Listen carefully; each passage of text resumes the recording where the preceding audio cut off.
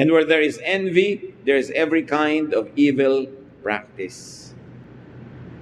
Pinakamasamang maramdaman, inggit. Ang kasunod, selos. Pag meron kanyan, maaga kang mamamatay. O buhay ka man, hindi ba lusog ang katawan mo? Hindi masaya ang iyong buhay. Detoxify your mind from pride. Pagka proud ka, you're afraid. Because gusto mo ma-maintain yung pride mo.